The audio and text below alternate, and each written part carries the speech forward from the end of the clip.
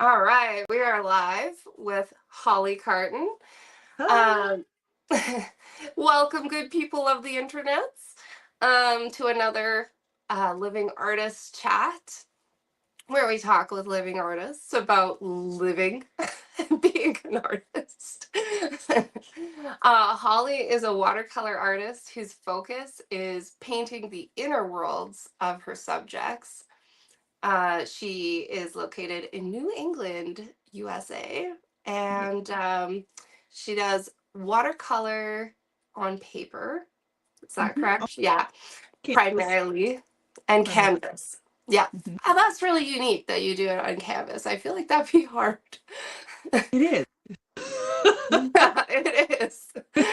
I've painted on wood panels hmm and with watercolor, and that is by far the most demanding thing I've Uh, ever painted. It's kind of like painting on glass.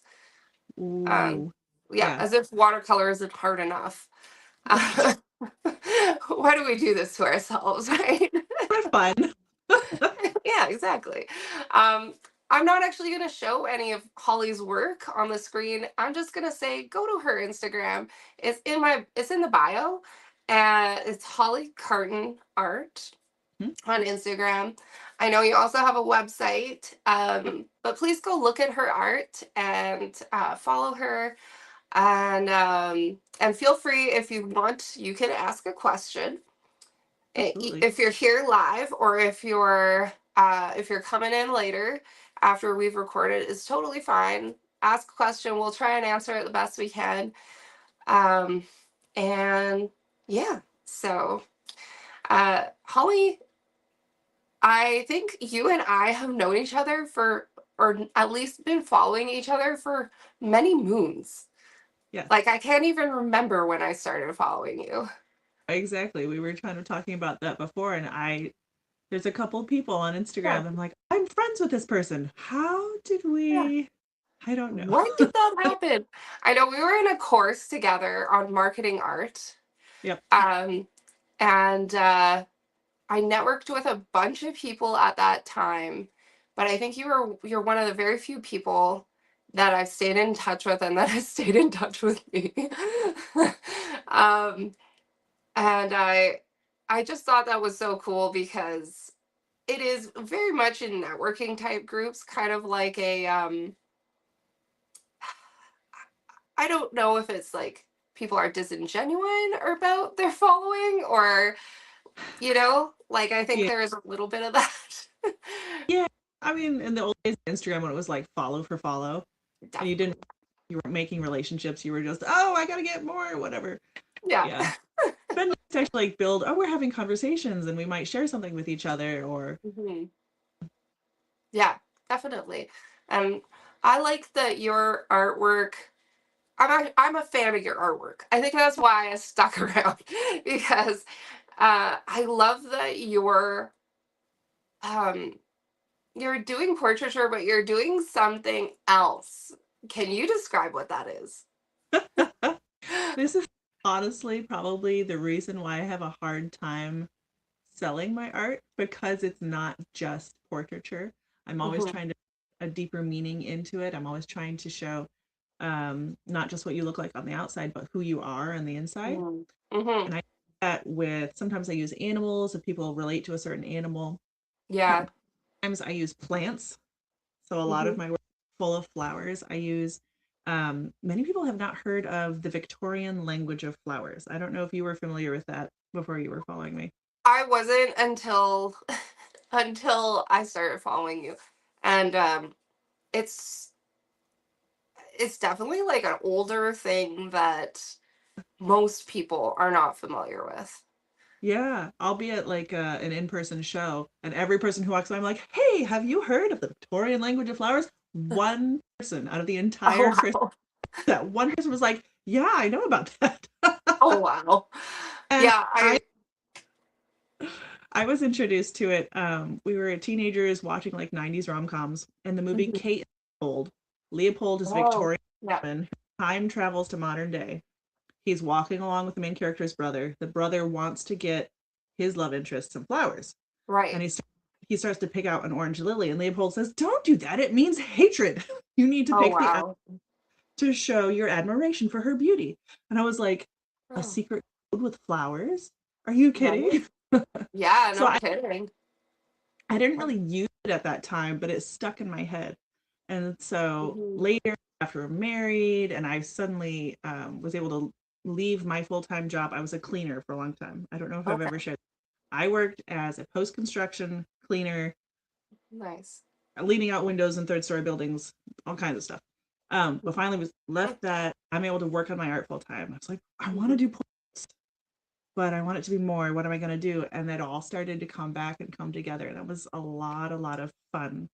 So Yeah. somebody actually gifted me this little book. I hadn't had this before. The Language Oh, of Flower. cool. It's the Oh, cutest thing neat. That because is really cute. it was originally, you can tell when you look at it, some guy, it's got a little forward. Some guy made this for his wife in Oh, 1913. oh It's all wow. handwritten with little Really? watercolor illustrations. It's so cute. Their And kids or grandkids must have got it printed or something because it's oh printed, but wow. it was originally like handwritten. Um, Really? which is so fun. So now, I mean, I've been using other online sources. Say, okay, if somebody says I Hmm. want to,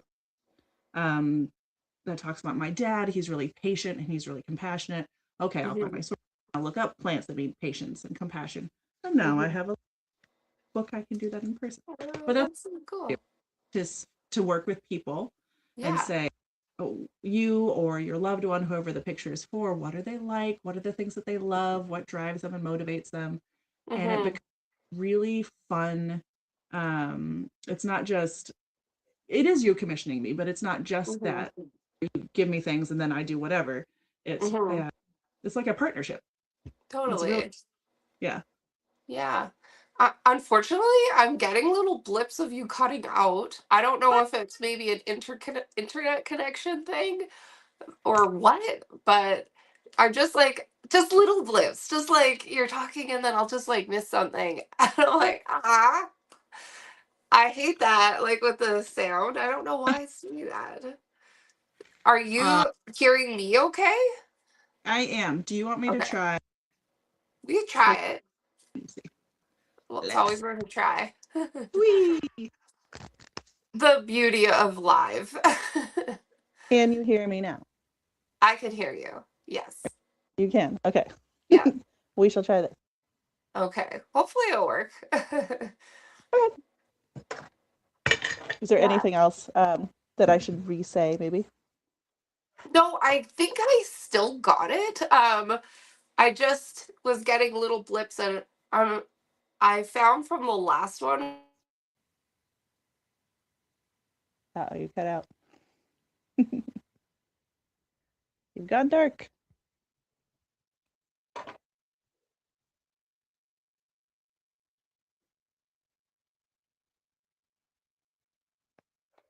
Well, while we're waiting for Ariana to come back, I can talk about what I love about Ariana's work because she can't stop me. So, um, I love to bring out people's personalities in my work. And I found it super cool how Ariana has used her work to show like people's relationship with internet, with Why is technology. that Those paintings are really cool. acting like that? Oh, I can hear you. seriously?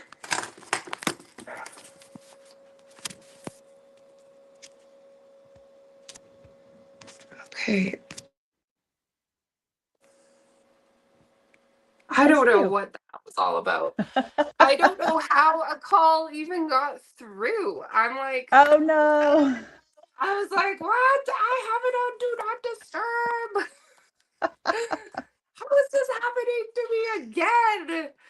Oh I just no. sort of like, I wish I could just turn, oops, no. I just wish I could turn the whole thing off. Right. Like the whole phone mechanism off. Ugh, I'm sorry. No, you're fine. I talked The about you while beauty you were of gone. life. No, I have no idea how it's doing that. I don't know how to like get it to not. So hopefully this does. Hopefully nobody calls me. I don't No know. problem. It's okay. Yeah. We're gonna figure this out. Okay. Thank you for anybody who is still watching. um, all right. So and I've asked a couple people this. But I'm curious for you, what is your biggest challenge as a living artist? Yeah. Um, so the way my brain translates that question is what is my biggest challenge in making a living as an artist, which I guess those are not the same thing. Mm-hmm. Um, my biggest challenge making a living is just figuring out how to get my art in front of the people who would be interested in it because not Mm-hmm. everybody wants a portrait of their inner world. Some people just want a landscape or something else. Right. So finding a way to get it in front of people, to describe it in such a way that they can understand the imagery I'm using, all the meanings. Um, that's probably the biggest challenge for sure. Yeah, Um, absolutely. another challenge I have that I don't think of as a challenge because I'm used to it now is my amount of time. So Mm. I'm not a Mm-hmm. full-time artist. I'm a nap time, studio time artist. Hmm. Like Yeah. the toddler's down, the kids are having quiet time. Now I could do my work, and that's it. I get an hour or two in the afternoon, and that's Yep. what I can do. Hmm. I was there not that long ago. Like it goes so fast. And I know everybody says that when you're a parent. Oh, it'll go so fast. And I it doesn't feel like it in the moment though. know. It's just a slog. And like there's Yes. no one coming in. It's not like a job where there's like shift change Right. and mom number two is coming on. Like there's none of that, right? You are mom Right. 100% of the time. And especially with a toddler, Mm-hmm. like toddler, you think, oh, well, they finally sleep through the night or some of the night or whatever. But that's Sometimes. like, yeah, it's like, I don't know about you. Our kids like would sleep with us till there was no more room.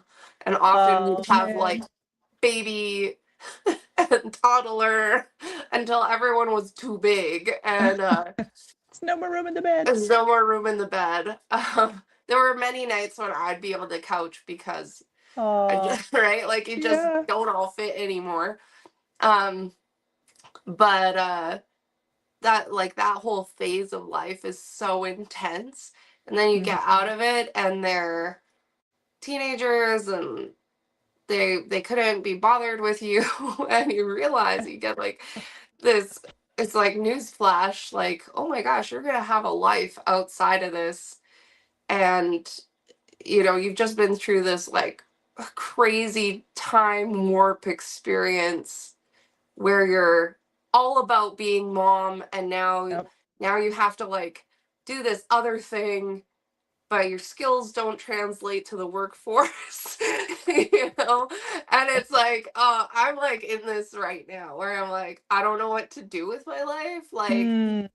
um there was a point in time before the bad times, where I was so busy with portrait work, I thought Oh I wow. was working into like full-time portrait work. And Mm-hmm. then the bad times hit, and it just stopped. Yeah. Uh, I don't know how that affected you because you're in the States, so it's a little bit different than Canada. A little But bit, but I mean, I right close to that time period is also when my Instagram account got hacked and I lost everything. oh, So oh I've been working my way back up from zero. Um, so yeah, the audience is not there. The people who like understood my art and what I was doing is gone. So oh you combine that with now the economy is not great and people are having a hard mm, time saying yes to these, I guess art is a luxury item. yeah. Um, oh, yeah, It's it's hard. hard. It is hard. I'm Yeah, I'm very fortunate, very thankful that my husband has like a full-time job. So yeah, we don't rely on my income for life, but we do for other things, for like Right. everything else. And Yeah. so it's hard once that goes away and you're like, okay, like how are we gonna do birthdays? How are we gonna, right? Like Yeah. there's so much other stuff. Um and I don't know, how has that been for you? Um just that transition. Like does it discourage you from working? No, just because similar to your situation, my husband does have a great full-time job. He actually Yeah. has now basically two full-time jobs because Oh wow. as a pastor, he's working bivocationally because Oh, it's a okay. really small church that can't support our whole family. So Yeah. it would be great if I could bring in money. That would be super helpful. But we've Yeah. kind of worked the budget to not depend on me nearly so much. Right. Um, yeah, so then I have to be careful not to be like, oh, who cares? I'll just do whatever I want. It's just a hobby. And then totally feel like this should still be a business. Yeah, that's fair. I know I struggle with it being a business and I don't know.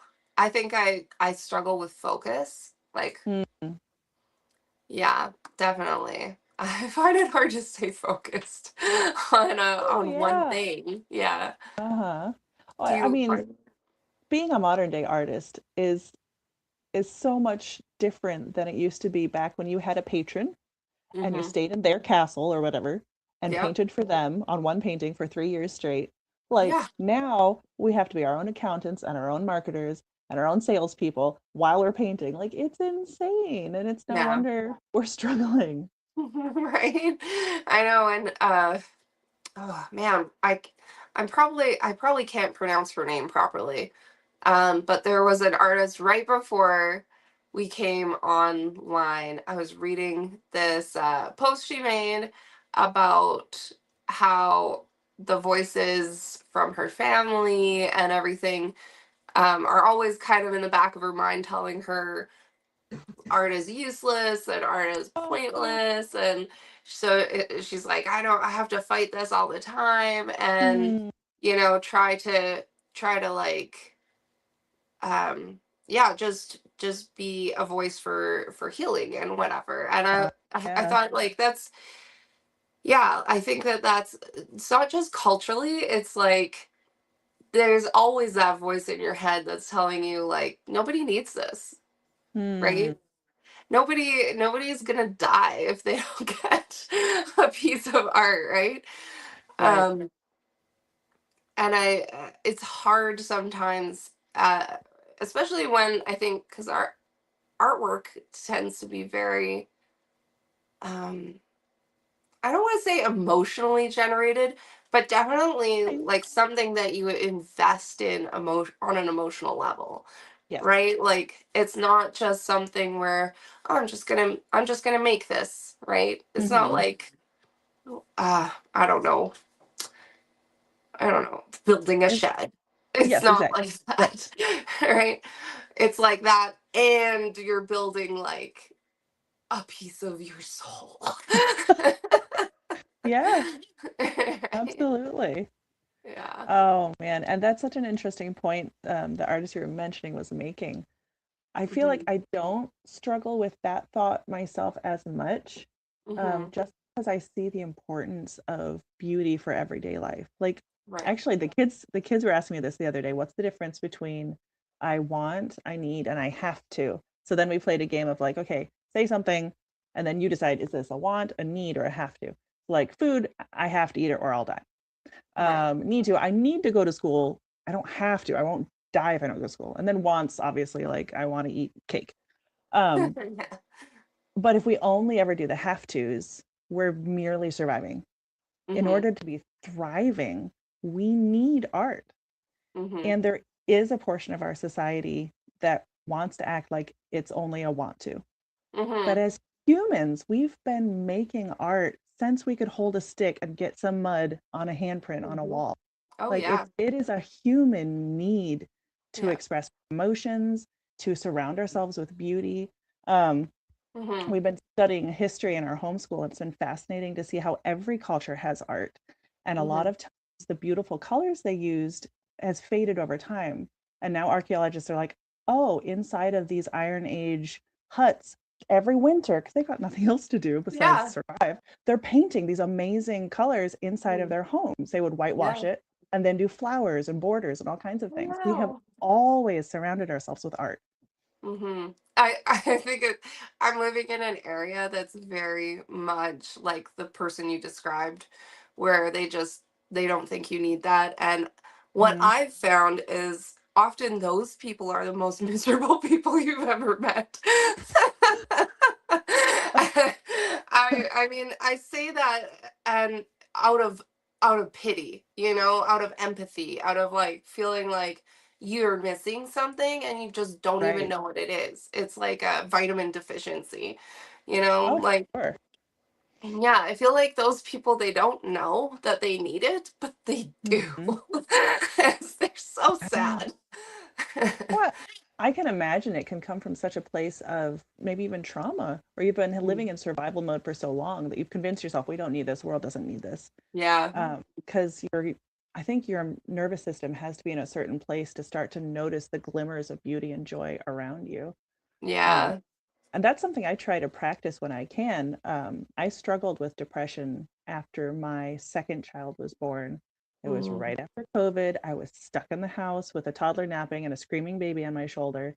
And it was so hard. And I think it was yeah. during that time I started a practice of going outside and noticing just the little tiny things. And then I started Mhm. taking videos of like zooming in I on moss. remember those. Yeah. I I love still that do you it focus sometimes. on that though. Like just tiny little miracles.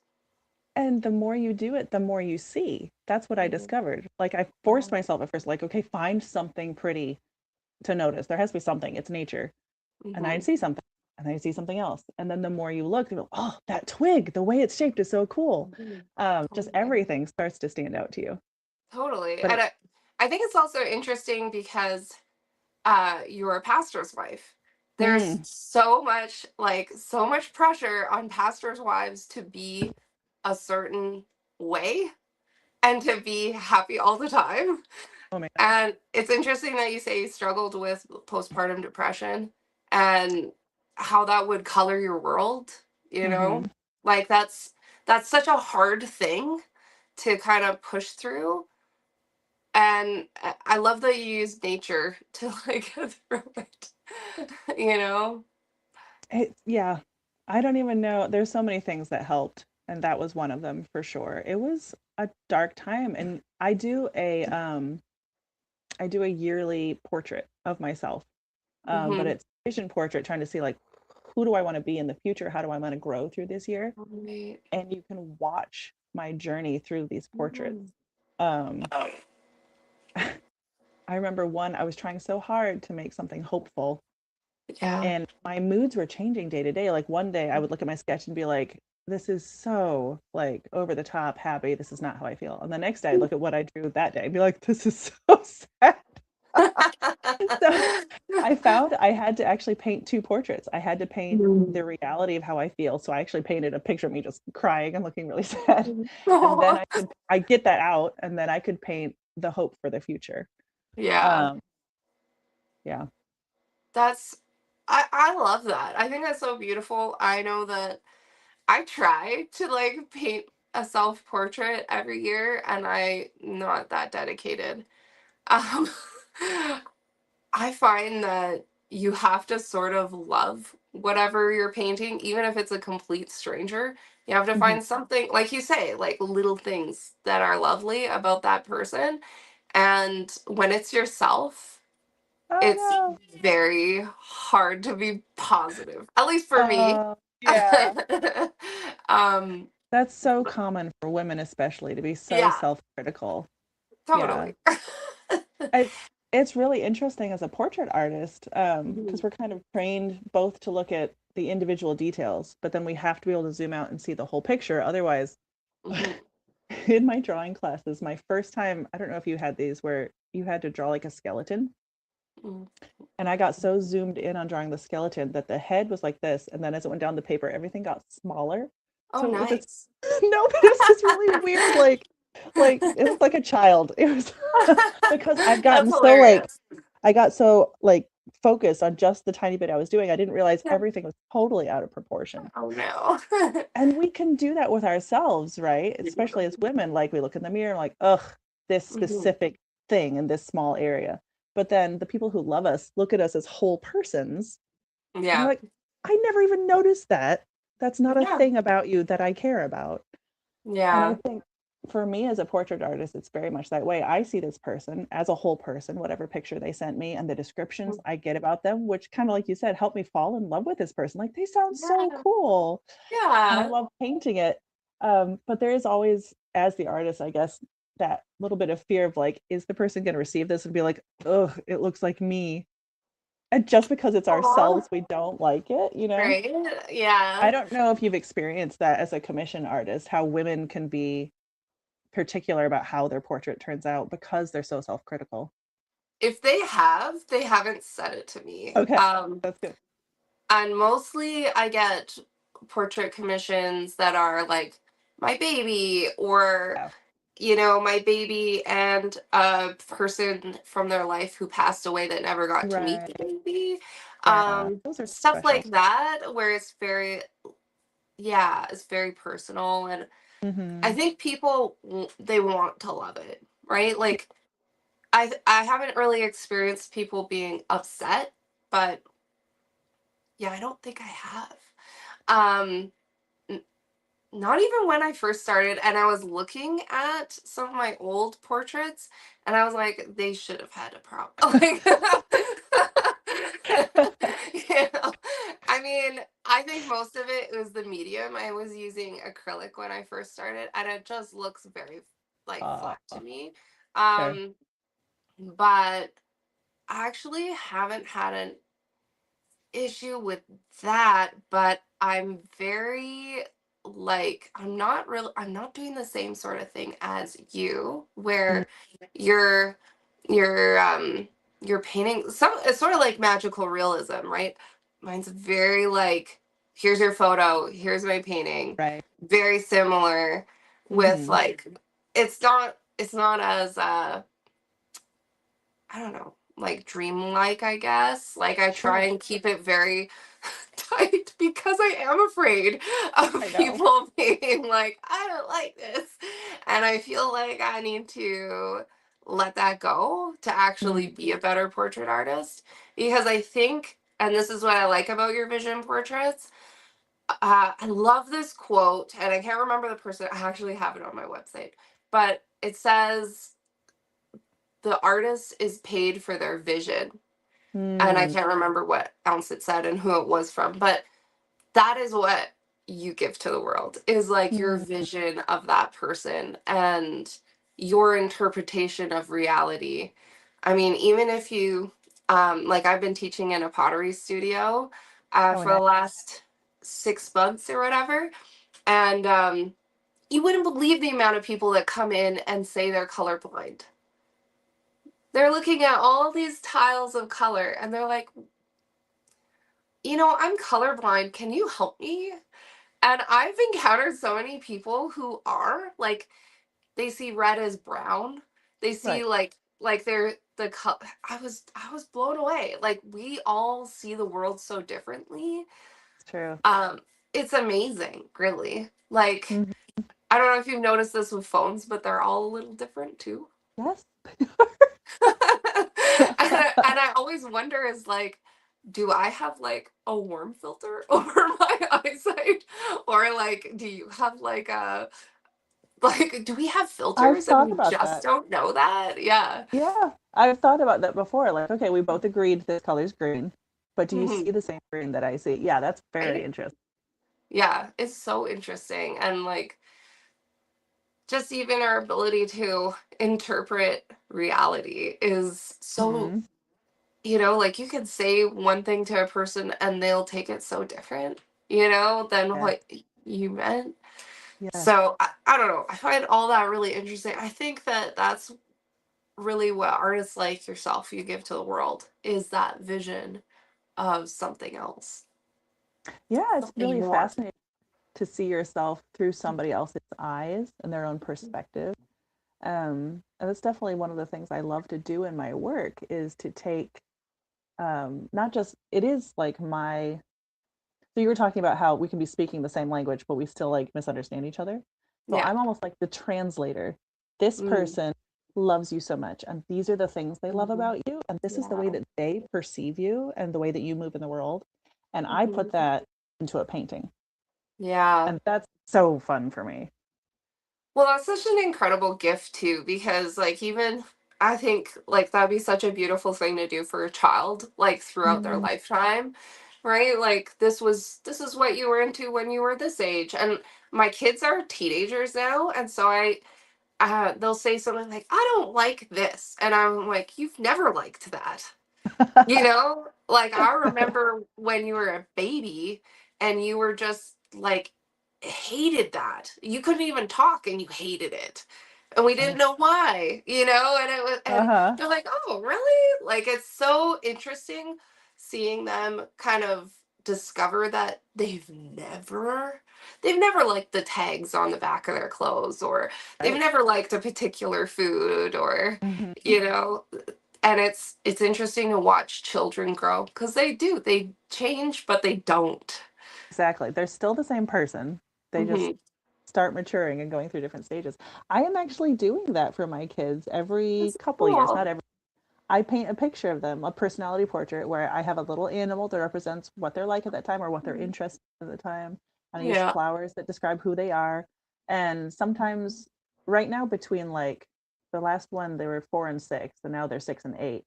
The plants Hmm. have stayed essentially the same because their personalities haven't changed that much. But you Hmm. see their faces change a little bit, and their animal Hmm. might be a different animal because of what they're into. Yeah. Um, I had when before my son had a lot of opinions, I would represent him as a little bear because as a baby he growled and he was so cuddly and all these things. Mhm. It doesn't fit him anymore. And I asked him, well, what Oh, would you want? Because my oldest is super into mhm. pegacorns, like the winged unicorn. Yeah, of course. She's They're been awesome. obsessed. Yeah, but she's been obsessed with that and rainbows for years. So like, well, Nice. he doesn't have to have a realistic animal; it could be whatever. So I asked him. He wanted a Parasamolophus dinosaur, Okay. the one with like the big crest, and he said it's Yes. because scientists think they make like a trumpet noise, and he Oh, he thought the loud trumpet noise was probably really cool. So it probably that's what's in was. his portrait. That's so cool though. Like I love that you're getting to that age where they can pick who they are. Hmm. That's really cool. So tell me a little bit about how long you've been painting. Oh boy. Uh, I feel like the stereotypical artist answer is usually, well, like I've always been drawing and painting. Yeah. I have. I Yeah. have. My mom tells stories about how I was 2 or 3 and grandma walked in and I was drawing closed circles, which I guess at the time is whatever you want to say, it's not as common. Right. I've been drawing ever since I could hold a pencil. Hmm. Um, and just, it's just changed over the years. Like I went through the stage of everything's potatoes with arms and legs. Of And then course. of course, and then I went through the stage where I'm copying cartoons that I'm seeing. And I Yeah. went through my anime stage for all of my Mhm. teenage years. I was drawing my own comics. You can Nice. probably still find them on the internet. Oh, the internet. Oh, the internet, it lasts forever. Um, and then I I went to was college and I studied art. Oh, okay, that's cool. I was actually, that was just reminded me. I was trying to find, I think it was my DeviantArt page from Oh like yeah. my teenage years, and it's gone. So, oh well. Oh, I That think I'm was still back there. when you had to like take a photo or like Yes. draw your picture and scan it and Yep. then upload it. So many steps and we were dedicated. We That's were, we were hardcore every day. I was for sure. My room became the place that people came to because it was the only place you would find me. Right. My room became the gathering spot for the pets, for my siblings. I Well, wasn't anywhere else in the house. I was drawing yep. every day. Which somebody asked me about that. Another homeschool mom. She's like, "What are you doing?" Because I'm an artist. She's thinking, "Oh, I Mhm. must be really teaching my kids art." What are you teaching them to like have them do art and love art? I'm like, "Well, I honestly, I'm not. I think Yeah. for every kid, whoever's interested will continue to do that. Oh yeah. And I will facilitate that for sure. We have tons of Hmm. art stuff around the house and paper that's available all the time. Hmm. But and if they want more lessons, they can have them. Hmm. In my siblings grew up in a creative household. It wasn't particularly an artistic household. I'm the Yeah. only one who would sit and draw every single day, and I'm the only Right. one who's an artist in that Yeah. sense. Hmm. Um, so that's, and she was like, "Oh, really? They're still drawing potatoes?" I'm like, "Yes, we're all the potatoes with arms and legs stage. It's fine." Yeah. I mean, you need that stage, right? Yep. You have to naturally go through those phases. Otherwise, Yes. I think you create an anxiety in your child that they have to be Yeah. perfect, right? And I've never done that with my kids either. So it's really good to hear. Um, because now I'm starting to think, well, maybe I should teach art to kids or do some lessons or whatever. And I, I don't know how because Yeah. like I've never done that with my kids. I've never sat Right. down and been like, it is craft time. You know? I've given them paints and I've shown Hmm. them like this is how you paint without getting covered in paint. Like I Right. show them I mean, I have video of my 3-year-old painting with acrylics, and she paints like I paint with oil paints, where you take the brush, you get the paint, you tap it on a paper, and then and she was I mean we put another t-shirt on her, but Right. she never got dirty because Wow. we taught her from the time she was little like this is the setup. That's so great. And then she could do and, her own process. and she could do yeah because it kind of like once you show them like this is how to set up they just go to town, and I would never control what they were doing. Hmm. I just kind of like you say facilitate it, and as they've gotten older I have one kid in particular who will say how do I make my colors like look less flat, Right. and I always tell her well look at what you're drawing, what do you see, and kind of talk her through a process Hmm. of how to do that so that it's not like me telling her use this color because Right. that's not going to tell you anything. It's like you got to learn how to see, right? That's what Hmm. art really is, right? Like learning how to see is more what it is than any, and I love what I saw this on YouTube actually. I don't remember the lady's name, but she was talking about drawing a tree, Hmm. and she was saying you can't look at that tree like you've seen it your whole life. You look at it like you're an alien who's landed on the Mm. planet and you don't know what this thing is. Right. And observe it from that point of view so that you don't have any preconceived ideas. And so I just kind of talk my kids through like whatever they're curious about. And so for me, it's hard to say, okay, I'm going to teach this person this, and I'm going to talk them through this lesson, uh, because it's always been very curiosity based. And I Yeah. think that you're like that too, because I've seen a little bit of how you're homeschooling your kids, which I want to acknowledge how much dedication that takes. Like I Oh, homeschooled my kids till my oldest was 15, okay. so long time, and Hmm. then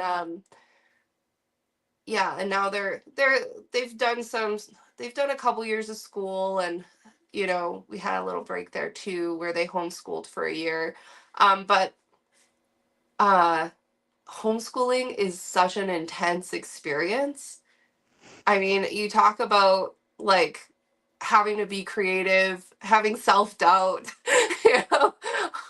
Homeschooling is so hard as a parent, to be that teacher too, like it's so hard. I mean, how you're doing both things, I just want to like Oh. it's so I mean I know how hard it is. It really is hard, and you're doing such a it's way more dedicated than me. Way more. I'm looking at your projects. I'm like, that's a great idea. I would never have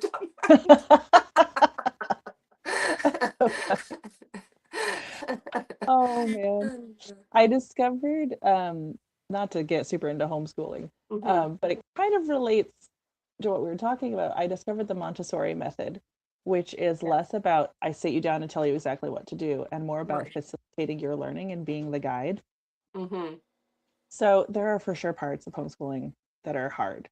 We're having a bad Mhm. day or whatever, or just the toddler is screaming and getting into everything while I'm trying to explain something, all of the things. But Mhm. I love having that way of doing it where it is following their curiosity Mhm. because for whatever it is, art or math, if you're not interested in the thing, it doesn't matter how much I talk at you, Mhm. it's really going to sink in. So Mhm. being able to find things that they're into and that I'm Mhm. also into and I get to learn alongside them, which is super Yeah. fun. Mhm. Um, yeah, then it's more alive, I think, for everybody. Definitely. Um, and I think I touched on this with the last one too. I think homeschooling is great for learning how to learn, right? Mm. That's Mm-hmm. where I think that's you're giving your children such a gift because that ability to learn how to learn will carry them through the rest of their life, right? Just even like, well, like for me, I didn't have the ability to go to art school, but Mm-hmm. I knew how to teach myself how to do Right, stuff because I was homeschooled. And right. so I was able to talk myself through that. um I think that's so valuable. Definitely when you're talking about technology and like marketing and being your own, right? Like so much, you have to be a strong person that knows how to teach themselves how to do stuff. Right, because honestly, art school will not teach you any of that. No. Art school taught me how to mix the paints, how Mm-hmm. to like the seeing, they taught me that. The business side, No. nothing. No. So Mm, we still had to be self-learners and self-teachers, yeah. yeah. I know one of my friends, she went to university for art, and she told me, Ariana, they don't even teach you how to paint. They Oh just man. kind of teach you how to write an artist statement, teach you how to like, and maybe Uh, this is where it's a little different, like in I'm sure it's from Canada school to versus the school, but States, sure. or just different schools. I don't know. This was a prestigious school. It wasn't just Okay. some college school. She said she learned more in college than she did in university because Huh. it was more practical. Um, Uh, whereas university was more about like your art speak, your yeah. art, right? It was like very abstract concepts, right? Where you're, Hmm. I don't know what it is about modern art, but I think that because the focus has shifted away from painting and even sculpture, like it's kind of come away from representational and it's more Okay. about like performance art Hmm. or these kind of abstract concepts of what art can be. um the focus has definitely shifted away from making work Right. and being the work. Right. I remember I remember when I was in school, my teacher saying something about other schools having a focus on de-skilling. So they weren't Mhm. teaching how to paint. They were actually like dumbing down the technique Yeah. somehow to get the ideas across. I'm not sure. But yeah, Okay. um, there is a school of thought that leans in that direction. Like they want to see the performance of it and they want the deep ideas somehow without a, a technical execution, which as a realism artist just blows my mind. I don't understand. Right, like it just doesn't. Yeah, but I think that's also that wanting to get away from realism, right? Mm-hmm. That you see a lot in the schools where, well, that's too simple, you know, that's too like, no, that's not like art.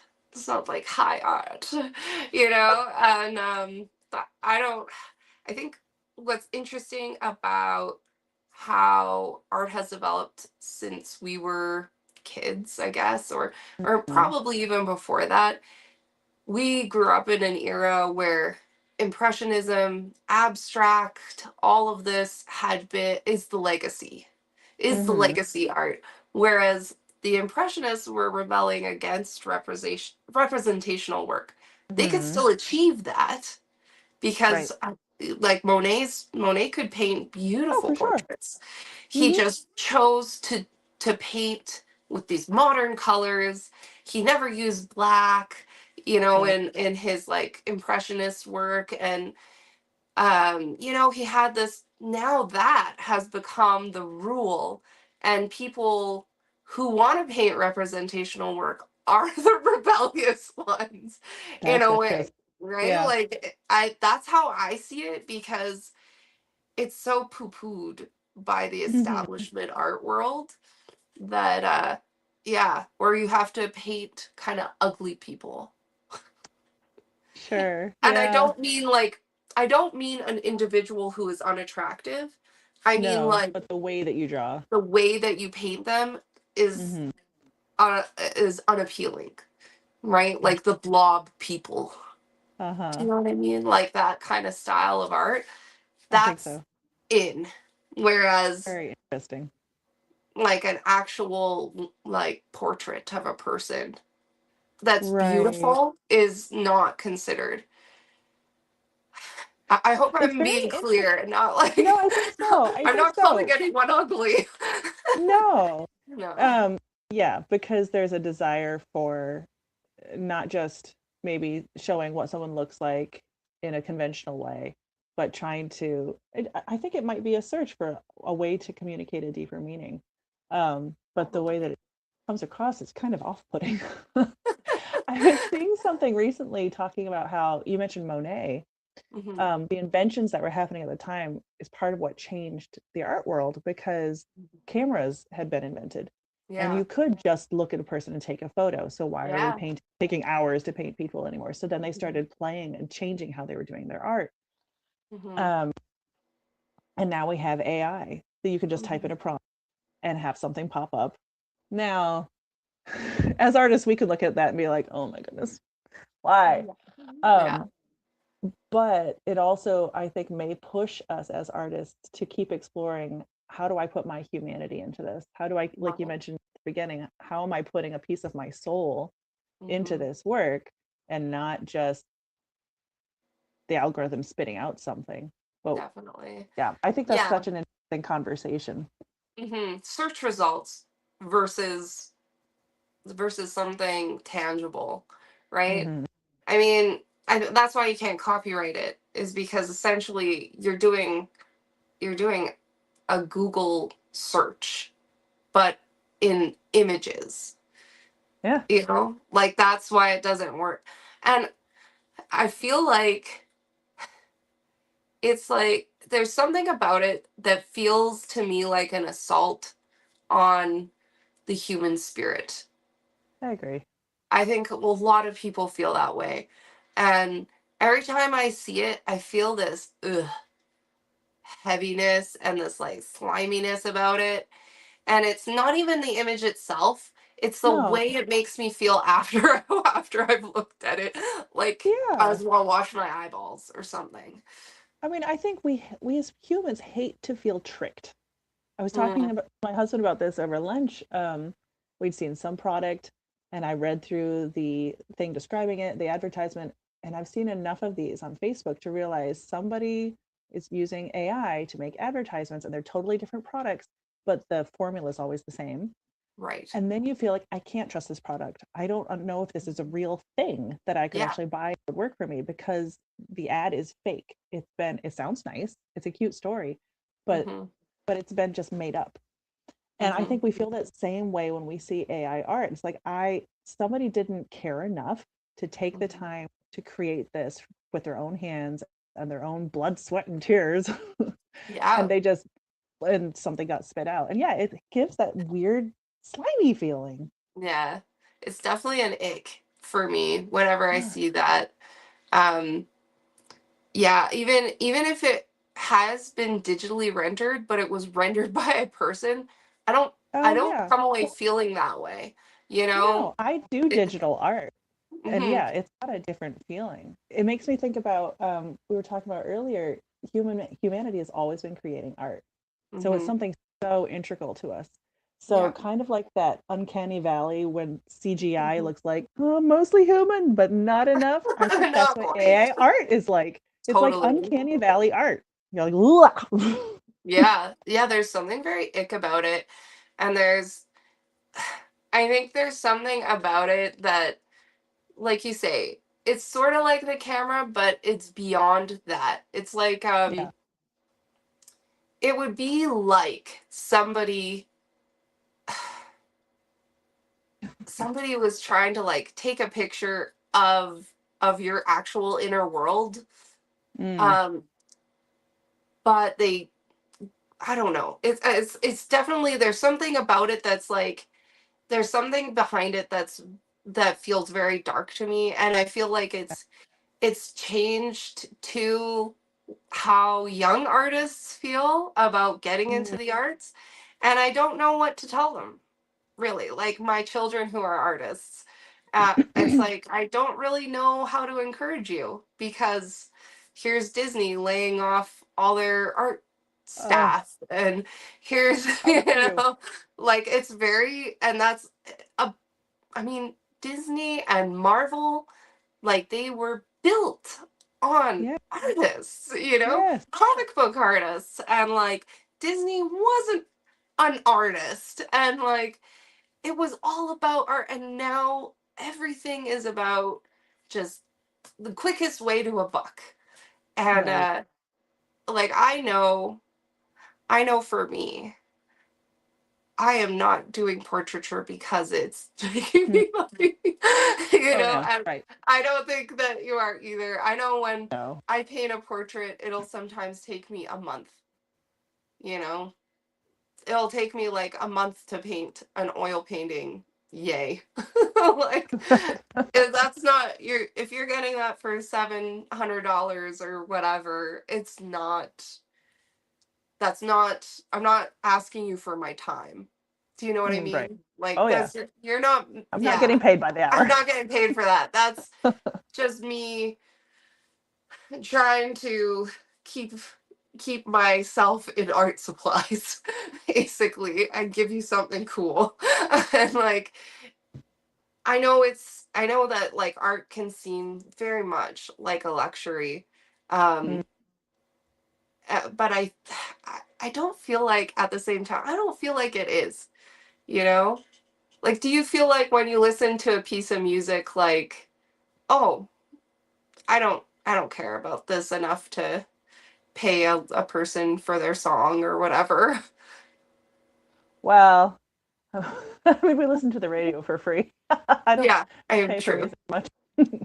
No, it's very interesting to talk about it that way because on the one hand, like we've been saying, art is such a human thing to do. We have to make music, Mhm. we have to dance, we have to draw. Mhm. Um, but in an age of AI, having handmade things that you can touch and somebody actually did this on your wall, it's actually an extremely high end thing. Mhm.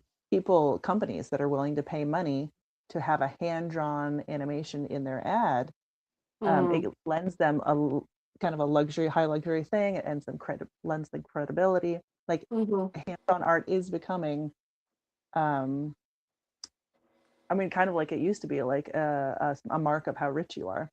I know Mhm. there's people who their whole job is to go into people's houses and paint their walls Mhm.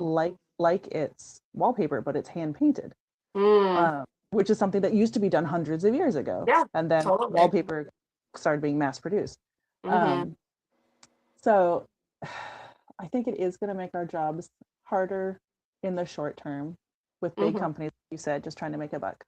But then for our kids, if they love it and if they want to stick with it, it's not going to go away. Like people Mhm. want to feel and hold things that are real. There is something so precious to being able to look at the texture, at the Mhm. color, like you're an oil painting or it's something where the brush strokes are like something you could almost touch Mhm. or anything that's handmade. Mhm. Um, yeah, I don't see that going I away. don't I don't think it will either. I hope it won't. I hope it Yeah. doesn't. I kind of equate AI to like the velvet painting of the day, you What? know? That's a really good one. I'm just grabbing my chart. Keep going. Because I think the more people see it, the more they're like, ugh, I know what this is. Right? Yes, And I they agree. just kind of, nah, I'm good. I don't like this. Yeah. I actually saw someone calling out a market, like a craft market, where people Uh, had been using AI to generate the images for their posters, and they were mhm, like, "Stop doing this." And this is mhm. just some guy on like a community page, and I thought that's really interesting. Like people are not into it. Yeah. They're not. They don't. It's not. It's not hitting, as the kids might say. Yeah. It Yeah. doesn't slap. No. So I'm curious. You so like you were saying, you paint in your nap times. What is a typical day structured like for you? Yep. So I am the, what do you call it, default caregiver. Mm-hmm. So we get up. Usually I'm getting up earlier than the big kids because the toddler wakes up early. I'm up with Mm-hmm. him. I make breakfast. It's all the getting everybody ready for the day. We try to start homeschool around 9. We homeschool through the morning, Mm-hmm. have snacks, do more homeschool, have lunch. My day feels very structured around food. It Breakfast is. and snack and lunch and snack and supper. There when their stomachs are like that big, it's all about food. It's like, It's right. please just do this and then I'll feed you again. It's right. So then we have the lunch and we clean up. And once the toddler goes down for nap, everybody knows big kids need to find their own thing to do. Hmm. Sometimes they need help and assistance, but they're supposed to be doing their own thing, and it's Right. mommy's time to work. And Hmm. what that is can depend. Sometimes I'm doing freelance digital work, sometimes Hmm. I'm doing commission work, sometimes I'm painting for myself, sometimes it's email. Um, I Hmm. I'm the type of person who I've discovered I do best if I can do something creative every day. It doesn't always have to be watercolor. One Hmm. day I painted a chair, like Nice. kind of folk art painting. Yeah. Um, I just have to be doing something, or else I Yeah. start to feel a blah. When my Mhm. third born was born, I was like, I'm going to take a month off of everything. I'm not going to work. We're Mhm. not going to homeschool. I'm not going to do anything. Got through the Yeah. month, was like, I feel terrible. Why? Oh, I haven't done any of my hobbies or interests all month Yeah. long. I've only kept this little human alive. Hmm. Help! I need to go back to. I You need need to art. do something. Yeah, definitely. It does connect us to something, right? Like I was so I've been working at a pottery place and my boss taught me how to unload the kiln recently. Hmm. And so I'm unloading the kiln and I just feel this like calm. Like you're Hmm. doing something that probably humans have been doing for generations, right? Is making our own dishes, making our own, like you say, decorating your home with things that Hmm. you hand painted. And there's such a methodicalness to it. There's such a, like, it's just process, Yeah. right? It's kind of like washing the dishes. It's just process.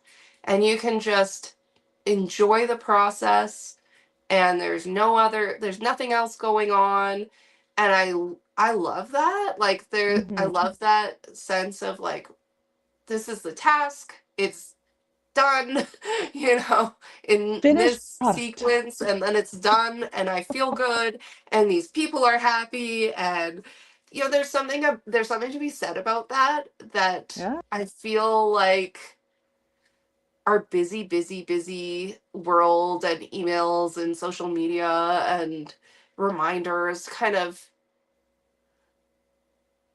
I find it very overwhelming.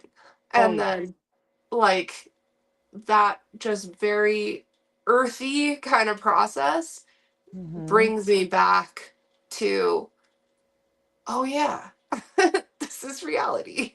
you know. And I find that with painting, but there's something there's something to be said about sculpture too that Oh, has that sure. different dimension to it that is really Yeah. cool. Oh Yeah. yeah. No, somebody. that I know is talking about trying to start a school for not quite a vo-tech school, more like a college vo-tech school, where like you're teaching masonry, you're teaching Mm, skills that are being lost, yeah. um, and how most jobs today, you don't get to have a finished product and then you're done and you have that satisfaction. It's either a really nebulous computer job or it's Hmm. the type of thing that just keeps going. You make the hamburger and you make another hamburger, and like it never ends. Why I hate Yeah. doing or laundry. Like it's Yeah. unending. And that's It the is wonderful thing unending. about that's the wonderful thing about art is I have Yeah. a process and I start and I have challenges in it and I get to work through that and use my Hmm. creativity and I get to use my hands. Then I have a finished thing and Hmm. it's super satisfying. Yeah. And I think that's probably part of feeling that need to do something creative every day is I Hmm. finish something and have it in my hand and Yeah. have that feeling of Hmm. satisfaction because And it homeschooling will never. never be done. Children are going Yeah. to keep growing. The dishes keep coming back. Like I need something. Yeah. We did it. Tangible. Yeah. I did that. It's done. I don't have to do it again. Yeah.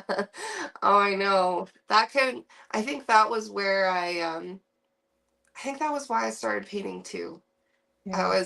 So I'd had my fifth baby and I'd done art before that, but like to do it on that, like you say, commission professional level, um, I realized that I was just angry and Mm, neurotic and like, you know, you guys got to do this and do this. And I was like, I don't want to be this person. So that was part of why I was like, I need to channel this like insanity over here and not, mm, not everybody else.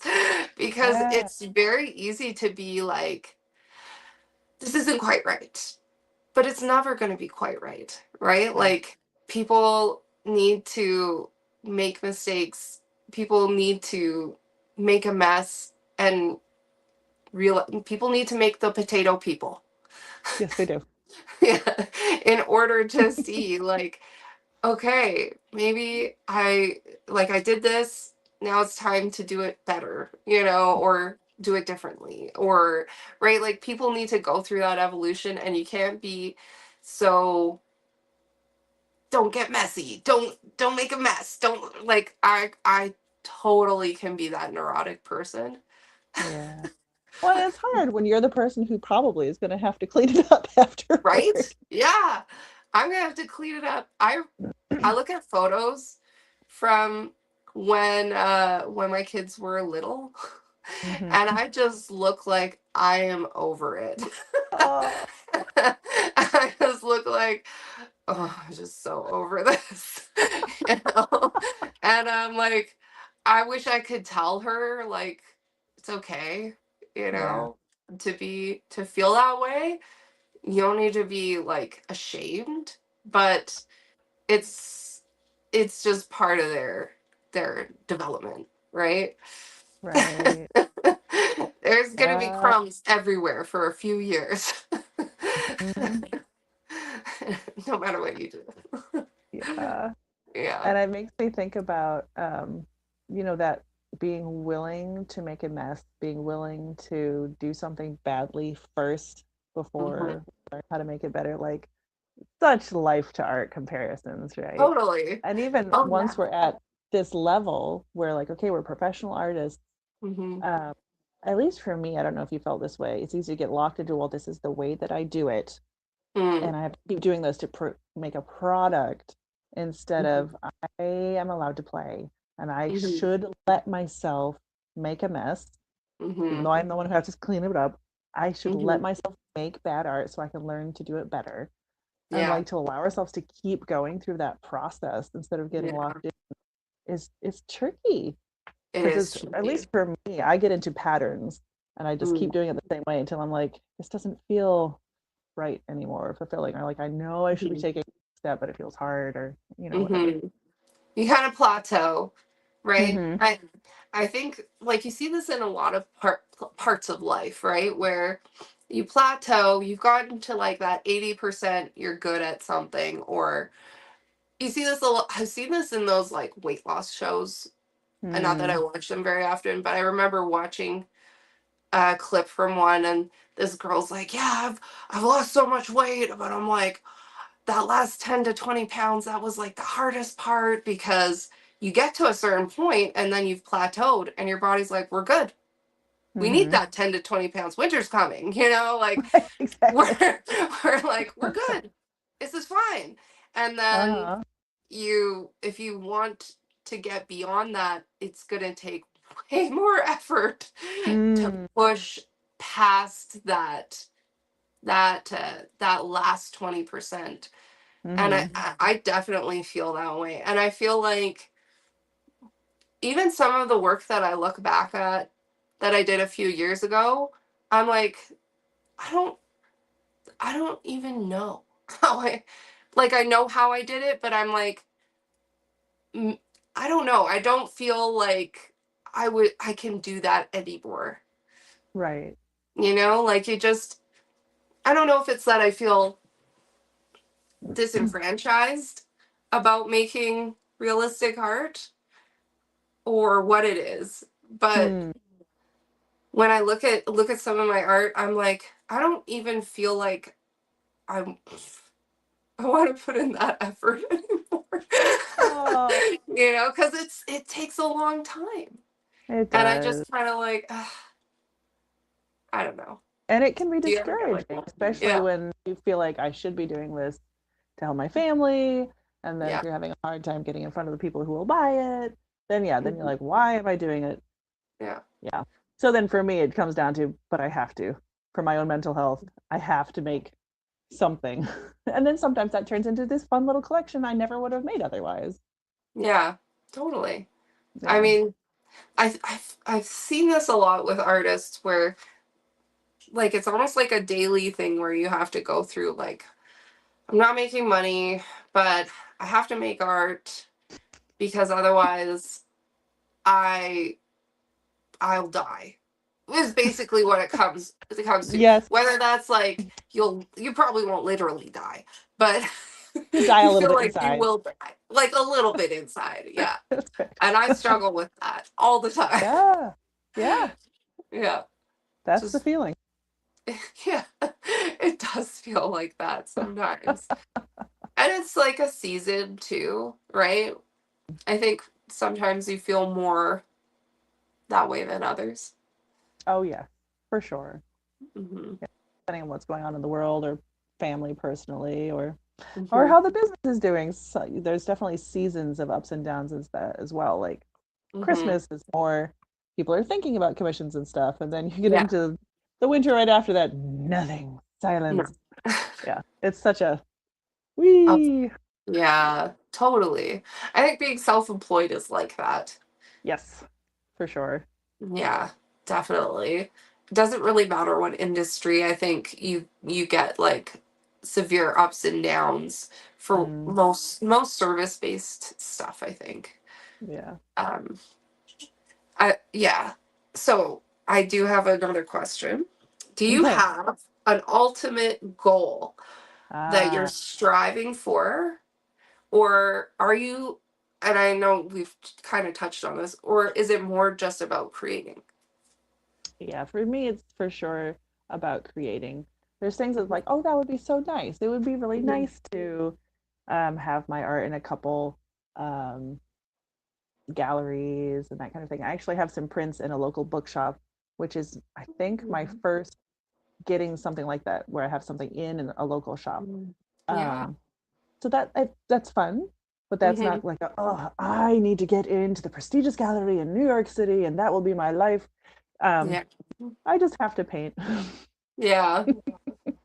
And do you feel like there's some kind of metric for you that is like your idea of success? I think success is each day that I'm like, I sat down, I got some pigment on a brush and I put it on paper and I was able to feel like a real human being for a little while and not a machine who takes care of small children. Like Yes. that's a successful day for me. So Yeah. no, I'm not a very ambitious person. I don't have these like future things I'm really striving for. Mhm. One day, would it be so cool to publish like a novel that I wrote? Yeah, and I'm Mhm. playing around with writing. Would it be super cool to like have an artist book or do a Kickstarter? Maybe it would. I don't know. But I'm just every day. Did I get to do some art today? Yeah. Yes. Yeah, I also don't have any lofty goals. I just I kind of struggle with making goals personally. So it's been interesting for me hearing so like so you're my third interview or fourth, well fourth, but there was such a big gap there.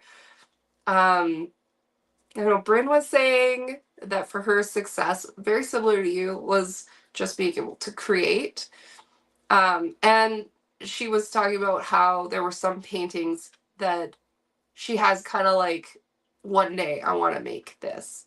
Hmm. Um, and then I think for Alex, it was very similar, although I would say he's definitely more like goal oriented than the rest of us. Hmm. Like very, very goal oriented. Um,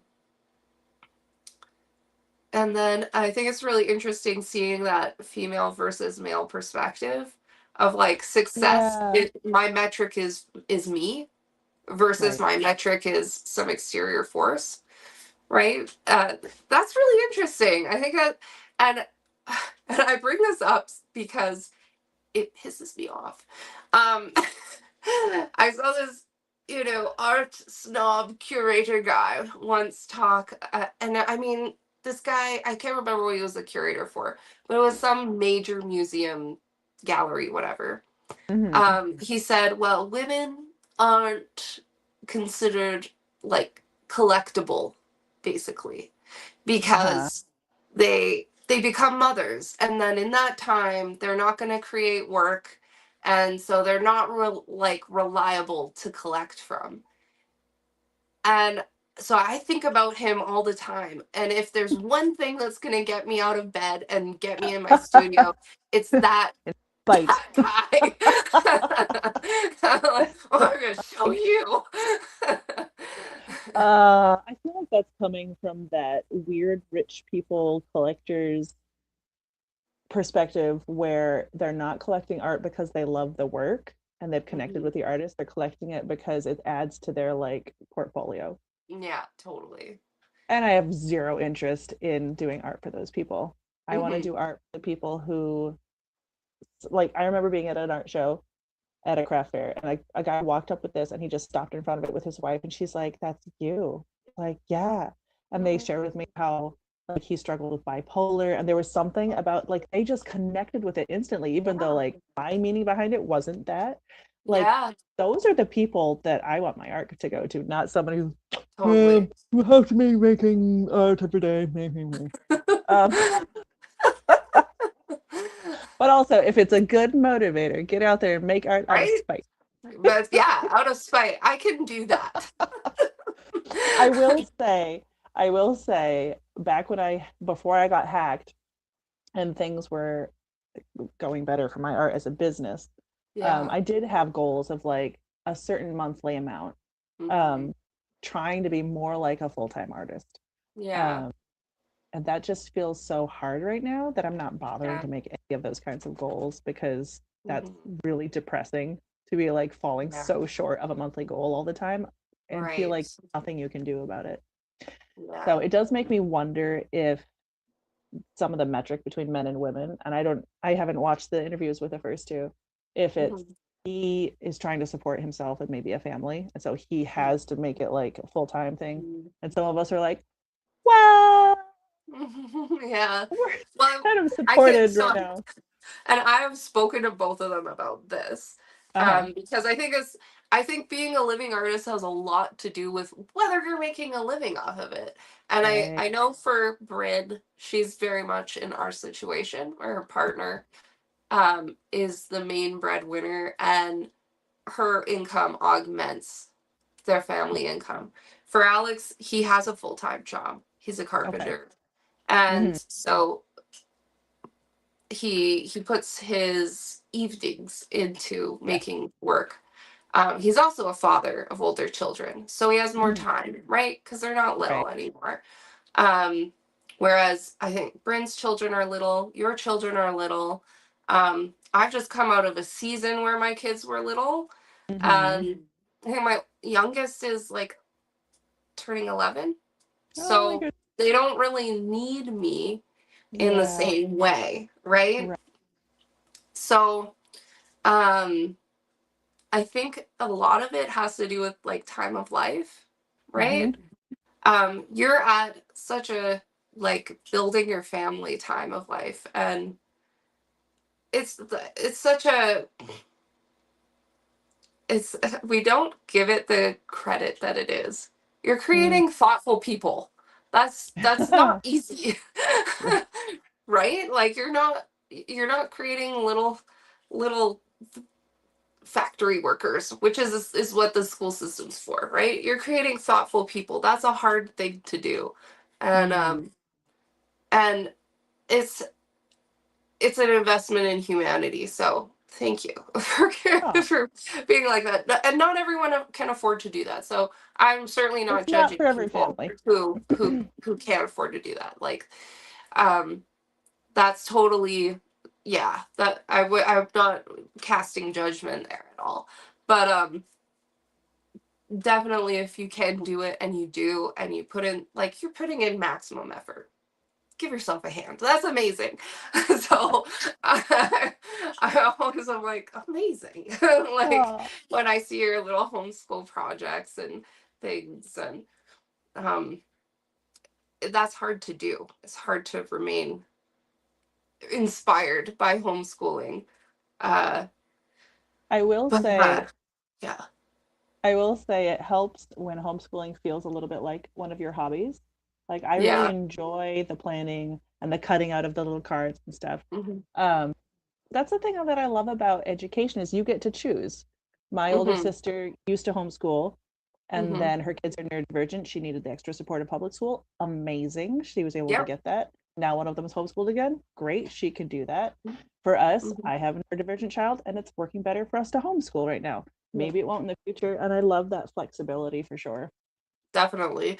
And that was kind of where we ended up seeing that was yeah, definitely when they got older. And I've always left it up to them, like if that's what they want.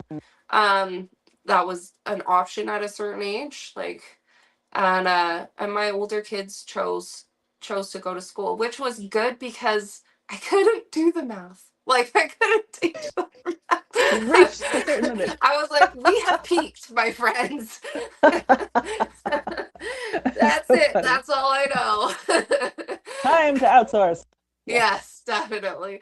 And when we were in BC, and BC is better for this, they would have an EA do this with them, would Skype Ah, with them, nice. and do that homeschooling, um, with so I didn't need to be involved with the Uh-huh. math, right? But yeah, so I yeah, I totally get what you're saying. It's great that education can shift and we can be creative with that too.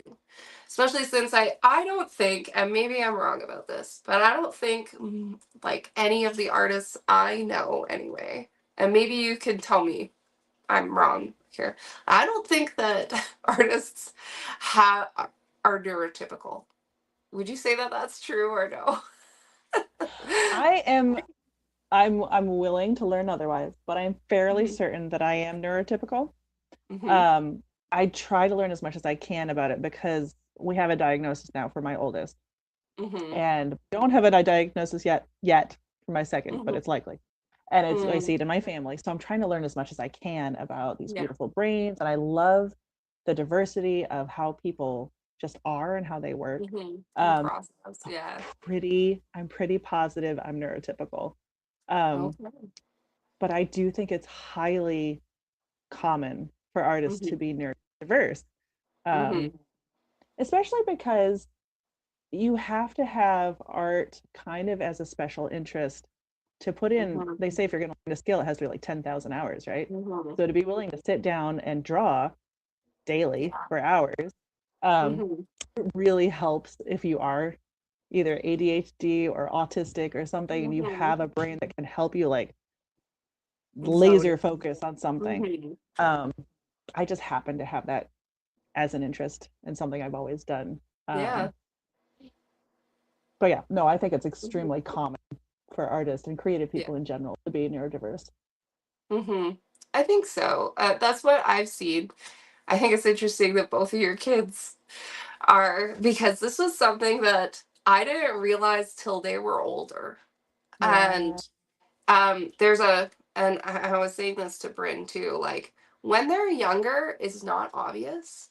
Hmm. And then once they hit that puberty, like their peer group is going here and they're just, and so it's interesting how, especially when it is not very pronounced, Hmm. um, we don't, especially if you grew up in a family where it was normal to not be typical, Yes. to not Yeah. notice it. Yeah. I was just talking with another friend who happens to be an artist, and she Mhm. happens to be neurodiverse and have a bunch of neurodiverse kids, about how when you're a parent of neurodiverse children, you don't know what the baseline of typical is. You're No. like, oh, well, this child must be typical because they're different from that child. You Yeah. don't know. You're comparing Yeah. against each other.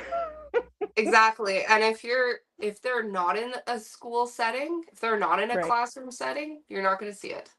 Yeah, You're not. exactly. Then you're You're extra not. like, maybe. Yeah.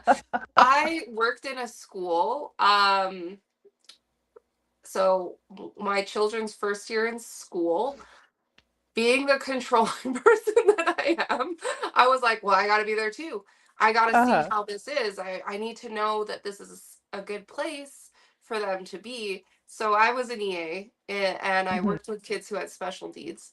And I worked in kindergarten. So I worked with kindergarten. I worked with middle school students who were integrated in the classroom.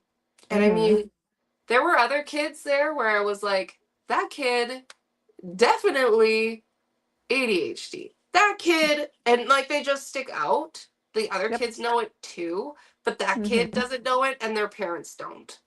Right. But you see it in a classroom setting because you have this baseline, and this little guy is so not like everyone else. But you wouldn't see it otherwise. You wouldn't see it at home because everybody's like that. Right.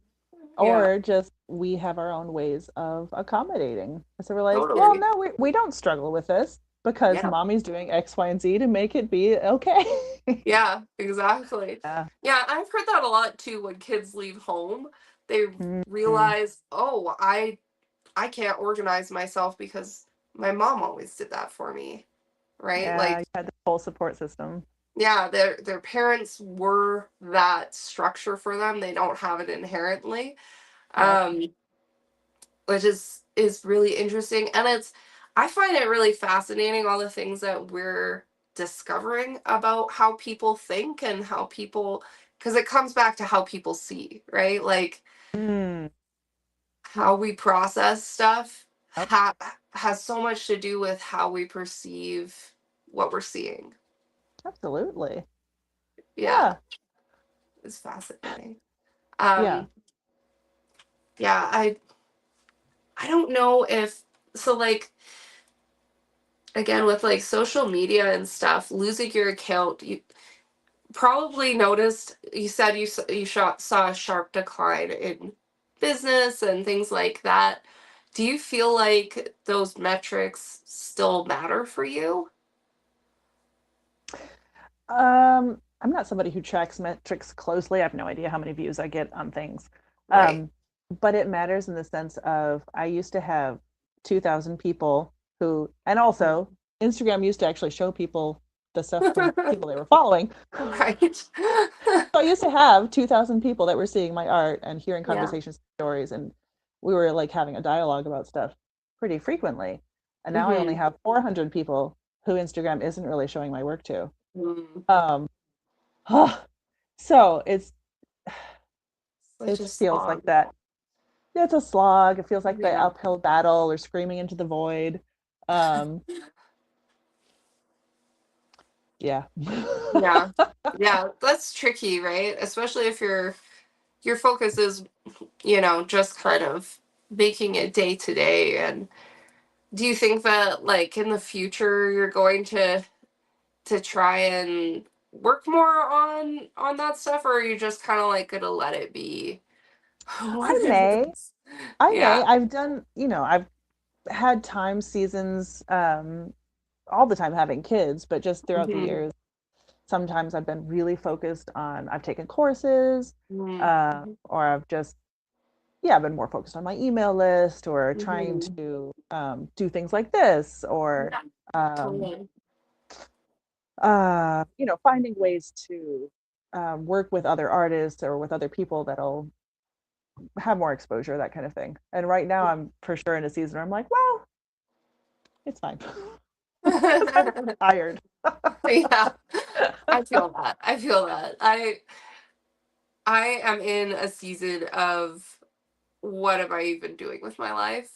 Um, and I will say, like, for the last couple of years, my Instagram, which is really my main social media, Same. has stayed the same. I'll like gain a follower, lose a follower, gain a Yeah. follower. It's like it's an uncanny staying at the same. Where Mhm. I've Googled it. I'm like, is this normal? Like 2 years of like I've gained a follower, I've lost like what is happening? And Right. I'm not like I don't want to do these chats because I care about any of that stuff because at this point I'm just like I don't anymore. Same. Like I just don't care anymore. I thought I want to paint, but Mhm. I find that I'm wallowing. I Hmm. was supposed to paint this morning. I just wallowed all morning. And Oh, I was kind of like, that feeling of like, why am I doing it? What's the why point? why am I doing this? Right? And Yeah. I thought, how can um I crawl out of Hmm. this feeling of uselessness?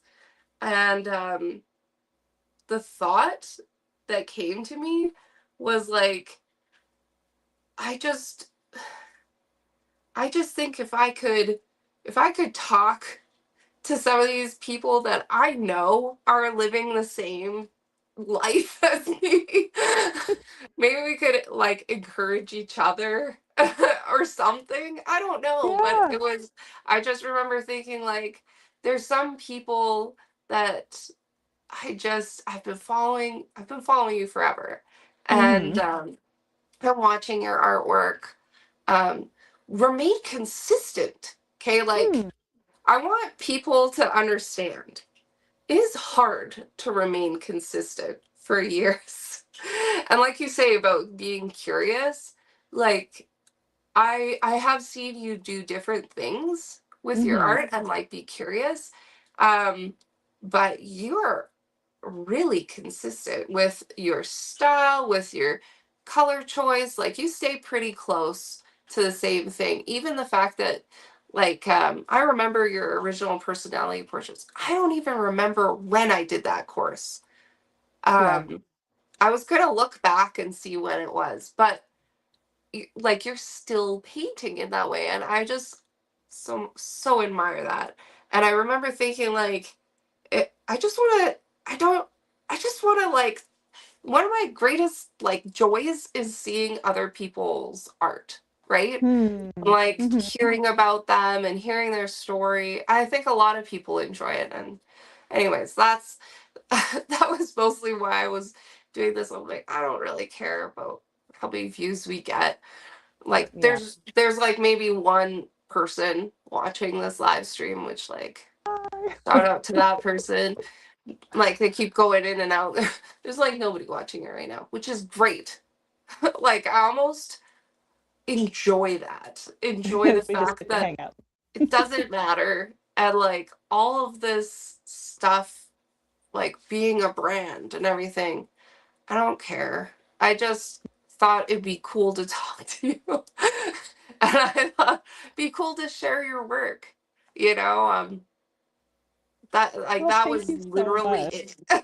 Yeah. Yeah.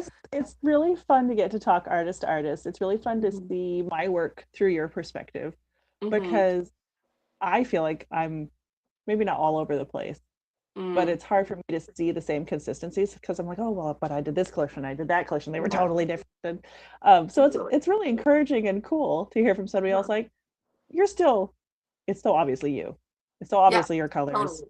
so Yeah. obviously the work that you make. Mhm. And I feel the same way about your art. You try different things, but I'm like, it's Ariana, and I love it. Well, thank you. Yeah, I feel like you do though do a collection. You'll do Hmm. like a collection where it's like I think you did like the cameo kind of silhouettes, but Uh-huh. inside of it you have like the person's portrait and then Mhm. some elements about them. And you did like a collection versus just like a singular piece. I feel like I'll definitely like jump around with single pieces and just be like, yeah, this is cool. Um, but I really admire the fact that you will do like a series in a Mm. certain voice and then do another series in a certain way, which I think takes planning. Yeah, I'm a little bit in that space right now where I'm like, oh, I did a painting. Yeah. Should I do another painting in a similar vein? Uh-huh. Maybe. So sometimes it's just like, and then I did another painting and they both had Yeah. roses. We'll make a third one. But Yeah. sometimes it's very planned, like, oh, there's 9 personality types. I'm going to go through them all and I'm going to illustrate all of Hmm. them. Yeah. Um, yeah. Yeah. Definitely. Definitely there are seasons, especially if you've got like little kids. I feel like have so yeah, have grace for yourself. Yeah. It's a trying time. Um, but at the same time, I haven't seen a point where you haven't made some work. Would you say that's like, or is that just my perception? No, because even in the times where I'm like, I've just had a baby, I'm going to take a month off of work, I have to paint. Yeah, I it's such just a part of who you are. it just is, and it really helps my mental health. Hmm. And I remember after my second born, somebody was like, "You were supposed to be taking time off." I'm like, "But I have to paint. Yeah. It's And fine." when you paint, are you doing like finished pieces or are you doing like sketchbooks? Like, how do you go with Uh, that? I do plan in sketchbooks first. Yeah. Hmm. Or I'll sketch like on Photoshop first. Um, Hmm.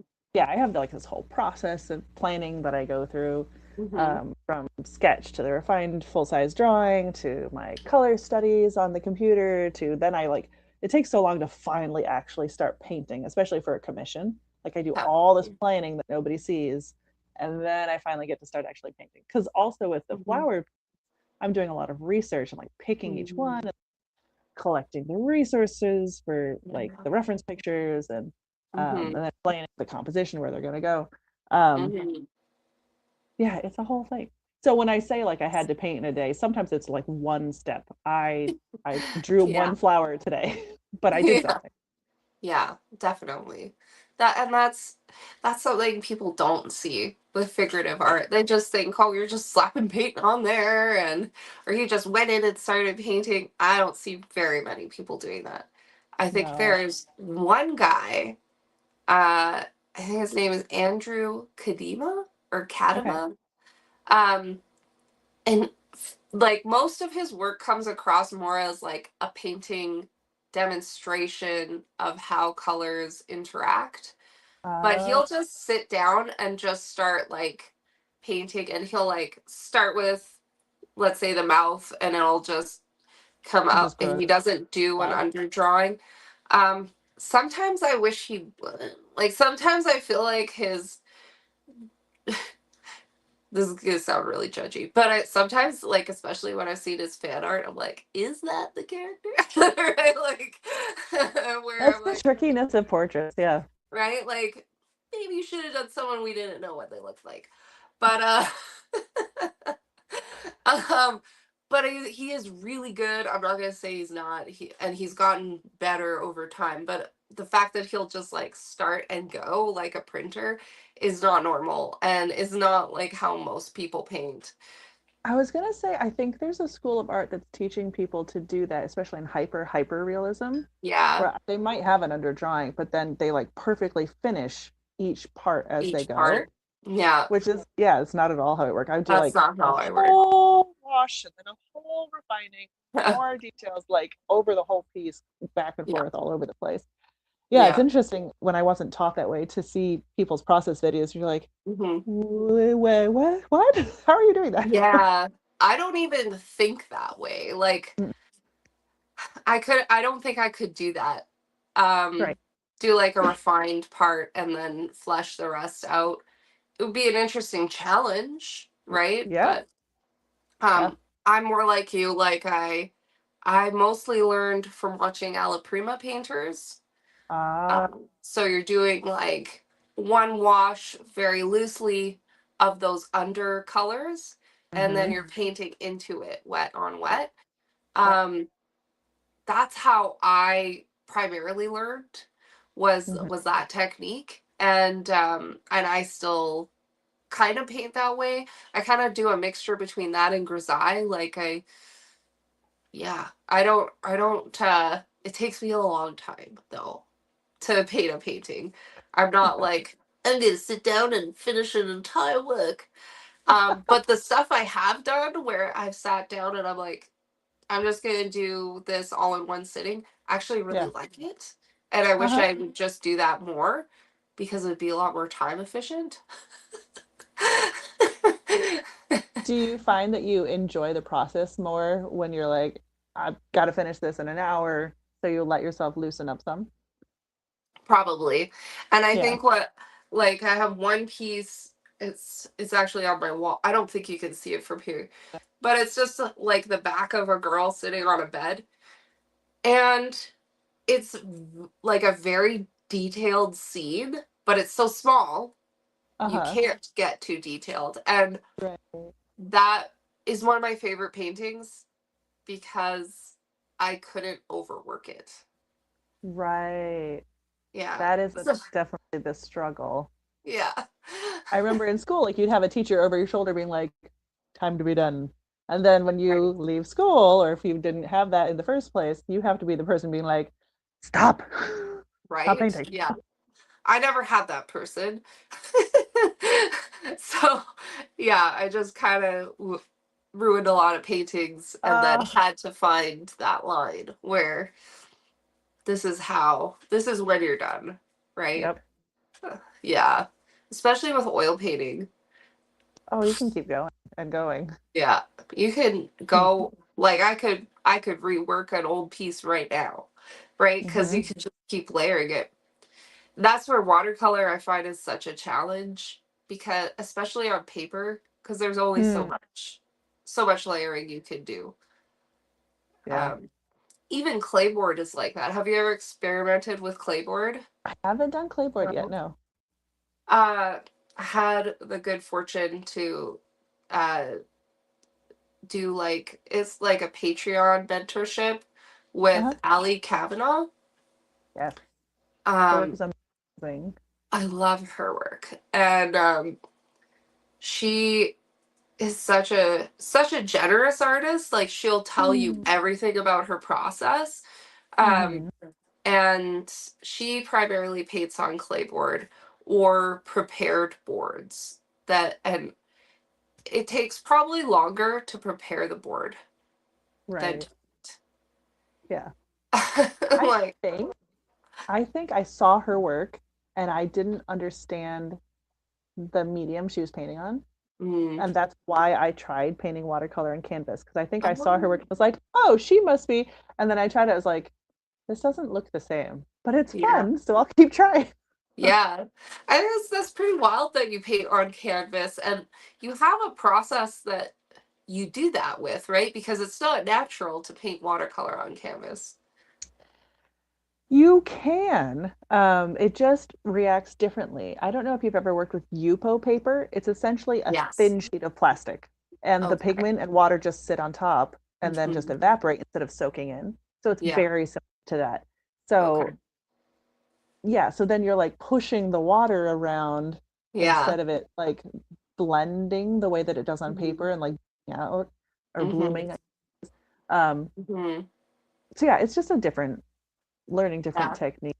The one thing, if anybody wants to try this at home, Hmm. the one thing you'll discover is sometimes you'll try to put the pigment on and it'll like act like it's oil on water. Yeah. So you have to get soap and actually wash the canvas because there's something on there that's not letting it act normal. Um, Okay. And do yeah, you find that your colors stay brighter than they would on paper?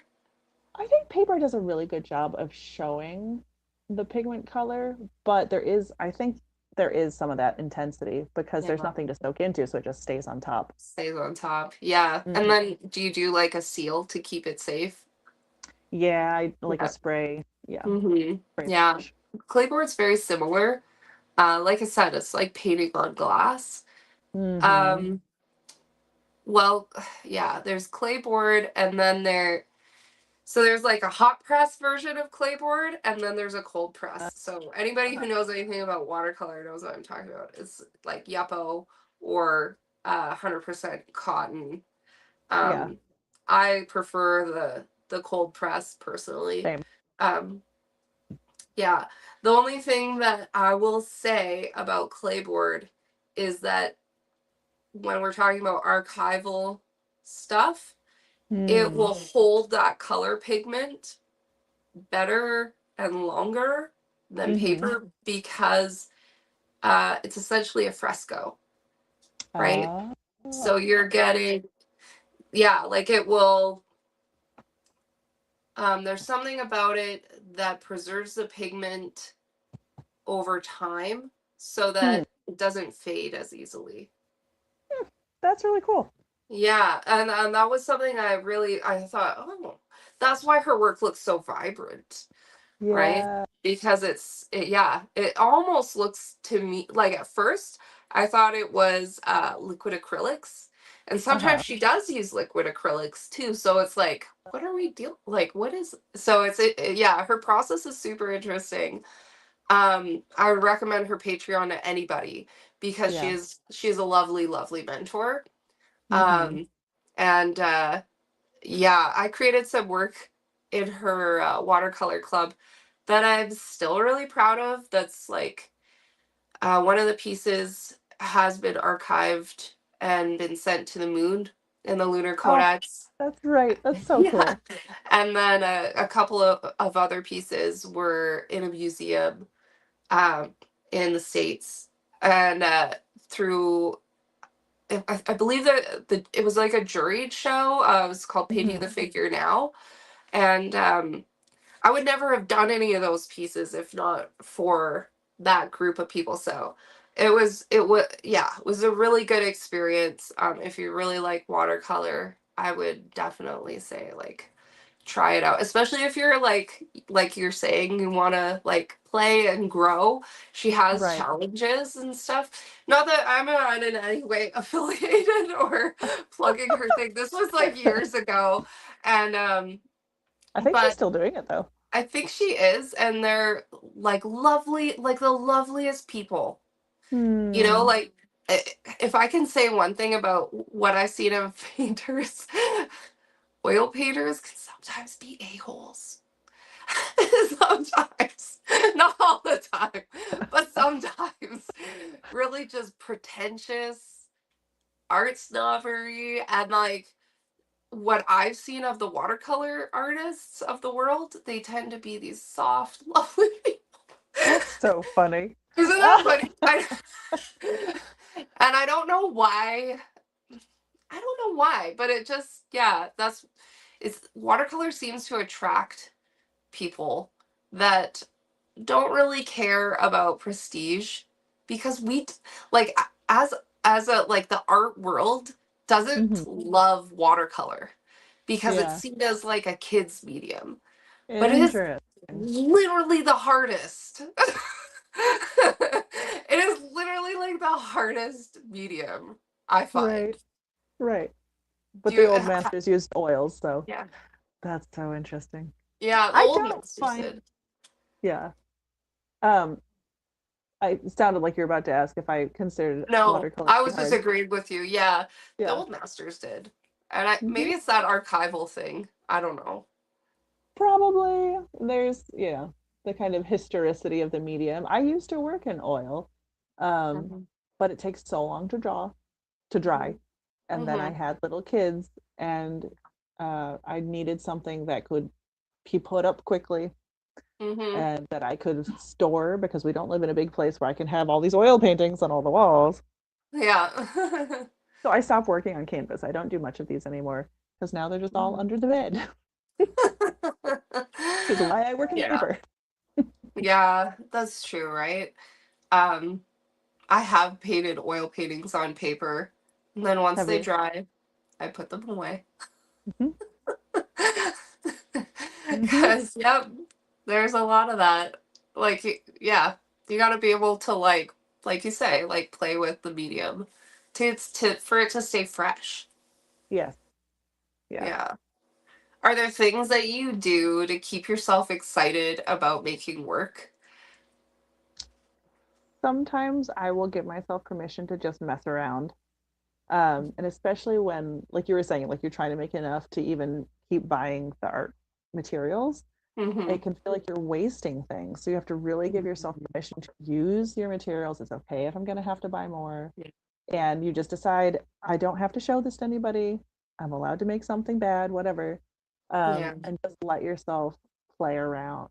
Especially for me, because a lot of my work, I'm trying so hard to put deeper meaning into it and Yeah. researching all those flowers.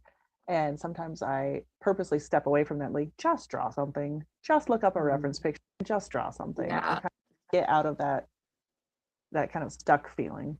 Yeah. And I think it's so interesting that you're so intentional about it. Um, I I've heard this a lot from artists who make a living from their work. I was in a tattoo shop and one of the artists was telling me this, like, I just don't mess around anymore. I just don't make things for Mm. myself anymore And you because don't, yeah. yeah, I have to work. It's my Hmm. work, right? And honestly, I was a little scared to go to a school and do major in art because all growing up, art had been like my thing, my hobby. It's what I super enjoyed. I was scared if I study this, will it make me hate it? And I Mm, do think you have to be careful as an artist. If I make this my full-time job, will I no longer find it life-giving? Will it just be something I have to do in the exact same way in order to pay the bills? yeah. Yeah. And have you found that or you just find like, oh, I just have to really be intentional and make myself love it all like make myself fall in love with it. I have to keep giving myself permission to play. Right. Yeah. I Like think I, that's lovely. yeah. Yeah. I mean that's I guess that's like the key to any long-term relationship, right? Yeah. Go on a date with your art. I love that. We should make that a thing. That's a great idea. Yeah, Light a just candle, like have some tea, do art just for fun. Don't show it to anybody. yeah, that's the rule. You Because can't show it to anybody. especially in the age of social media where we're not allowed to be like the old masters that spend years on a single painting. We feel like we have to be No. constantly churning out good work over and over. And yeah, giving yourself permission to not only let it be bad, but you don't Mm, have to show it to anybody yeah. is freeing. And I also have that feeling inside me like, but I have, ugh. Mm, yeah. It's so hard, right? Like, Mm. I was talking to this one artist and she was she was talking about how she had this whole bad experience with social media and she said, "Well, I thought that I had to be authentic and Mm, share all of this stuff that I didn't actually want to share, but I yeah. felt pressured to. Mm-hmm. And it, because it was such a bad experience with social media, she's like, I don't even want to put anything out there anymore. And Yeah. you know, and not because she doesn't want to put it out there, but because she feels defeated. You know, Mm-hmm. and I was like, but you do such beautiful work, like you need, like you want to make a living off of it, because she Mm-hmm. does, like Right. you should share it. It would be like people need to know what you make. And it's such a weird line that we have to walk. I agree. What do they Yeah. call it? A parasocial relationship where you're Hmm. sharing your life, but people don't actually know you. Yeah. Yeah. So you have to decide your own boundaries of like, I'm willing to talk about the fact that I dealt with depression in the past. Yeah. Um, but I also have not had that experience of people being weird about it or being Hmm. mean about it. Yeah. Um, so yeah, especially if it's not something you really want to share, but you feel like you have to. Hmm. Yeah. Yeah. Yeah, you put it out there. You never know how people are going to take it, or how Mm-hmm. they're going to like bring it back to you, like, oh, you're this because you said that. And yeah, I think I was touching on this with Alex, like how people will, like, say in these sorts of situations, well, you have this interview with this person, and later on they have this view, and we don't like it, it's a bad view, and now you're guilty of endorsing this person, and you have to disavow them. Like Uh, this mental gymnastics that goes on now, and mhm. like that's so constraining, like it just shuts people down from ever doing anything. Right. Especially if you're somebody who's prone to overthink that kind of thing. Then Yeah. yeah, you're really gonna be like, well, then I can never do anything ever. Because what if I accidentally do something and I didn't even know that person was into something terrible? And now what? Yeah, it's Uh-huh. really paralyzing for a lot of people. Yeah. And some things, it's not terrible. It's just not what one faction of society likes, right? And Right. it's like, oh my, it's so exhausting. And like, it's so, and I've watched it change people's trajectories in life. Mm, This, this like fear of putting anything out there at all, um, whether it's your religion or your whatever it might be, right? What are your thoughts, right? And I struggle with that. I think if you're a creative person, it's so stifling. hmm. It's hard sometimes to push through that, and especially if you're an entrepreneur. like, Oh yeah. where it's like, I need to do this, but I Right. don't You feel want like you to. have to. Yeah, Yes. yeah, Yeah. that's tricky. It is. Being able to discover like it's okay that I'm not everybody's cup of tea. Yeah. Especially if you're a young artist, when you just want to make the work and you want to share it and have people be like, great. Yeah. Like, even to this day, I don't really want to hear any criticism. Just tell me it looks nice and move on. Yeah. Right? Oh my gosh. Yeah. Um, you make beautiful work, but I've made some work that has made people go, ugh. And Mm, then and you sit in a gallery. I've sat in galleries and just watched from across the aisle people uh-huh. going, ugh. And Yeah. I don't know. Eh, For me, I personally think it's cool. I don't know Uh-huh. why. There's something about my personality that's like, oh, you don't like that. Like, oh, I succeeded. Right. But I think for a lot of people, it can be discouraging when Hmm. people go, that's not art, Right. right? Or like, how do you even quantify that? It's so subjective. So much so. And I've talked to people who, I mean, there's a lot of people who they don't identify as artists and they say, oh, I can only draw stick figures. Mm-hmm. but almost anything you draw can be a style if you just keep drawing in that style. Yeah. Um, and if you keep going in a certain direction, whether it's art that makes some people go, oh, Hmm. then that's going to niche into a group of people who love that. And Hmm. I think you found some of that in some of the galleries you've been in, galleries that are willing to go more like paranormal or body horror or a little gothic. There's a group of people that love that, and finding a Yeah. niche. I think that's the huge struggle of young artists, is you trying to do Hmm. everything so you stay like this deep and just try everywhere, instead of Hmm. going this wide and going way down deep into your Hmm. niche thing. Hmm. I have sensed that from you, that you found a niche, and that's Hmm. something that I have struggled with, not knowing what my niche is, because I love to do portraits and I love to explore personalities, and Hmm. it's whimsical, Hmm. and I'm still searching for who that's for, if that makes sense. Right. Yeah. Um, yeah. I I feel like you could do so much with your work though. I mean, once you're past like that baby phase and your Mhm. brain has recovered, definitely brain cells die. They But do. there is some brain damage actually involved in having a child. I'm just being crazy. Yeah. Um, I feel like there's so much you could do with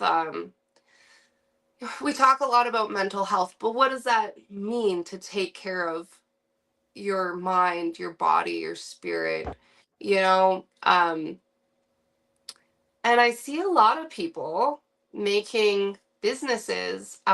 There's actually a lady in my networking group that I just recently joined. It's like a business networking group, and she calls herself a spiritual coach. Mm-hmm. Hmm. And I don't really fully comprehend, because I'm a very literal person, Yeah. right? What that means, Yeah. but she makes a living doing this. Right. So I feel like you're you're in such a position too where you're a pastor's wife, like you're in tune with what that kind of maintenance of Hmm. your soul, your spirit is already, and like that extra dimension of art, and like and coming from it from like this is already your personality. I feel like you could make like workbooks or courses, or for people to kind of work through um what does taking care of their mental health mean for that individual, or maybe it means this, I don't know, like you could probably go so many places with that. um Even if it was something like, and I'm just throwing out ideas, like almost like a self-help book, Yeah. or things like that. I feel like there's,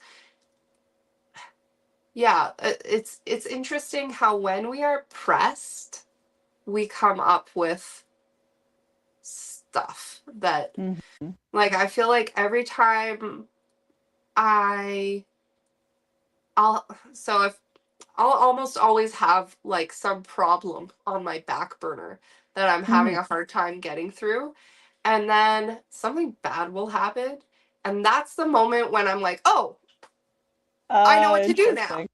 And That's it's so, so weird. I don't know why that is, but it like gives me that breakthrough. As Yeah, it's so, yeah. but and motherhood is such a like, I think such a press. Yes. Maybe when you kind of get on the other side of the toddler years. I don't know. No, Maybe that'll like be your moment to kind of whew.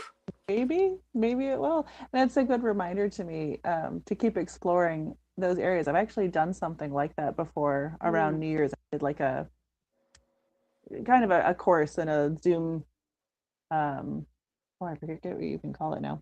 A thing people could join and learn from. yeah. Um, I did that a little while ago, And it's something that could be fun to explore more in the future. Yeah. And also, speaking of the toddler, I do have to get him up from his nap. Yeah. Yes, Sounds good.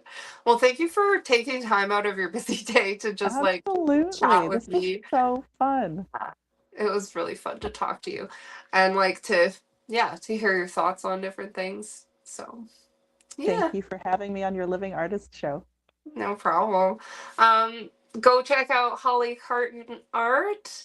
Follow her because her account got hacked. She's a wonderful artist, and she totally needs a higher count of people.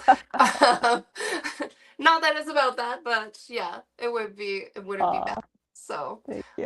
yeah, check out her work. She's very inspirational, as you all know, because you just sat through 2 hours of us chatting. Awesome. Thank Well, you thanks for so coming. much. Yeah. Well, thank you, Holly. Holly. Words and stuff. All right. I'm gonna end it here. All right. All Bye. right, bye.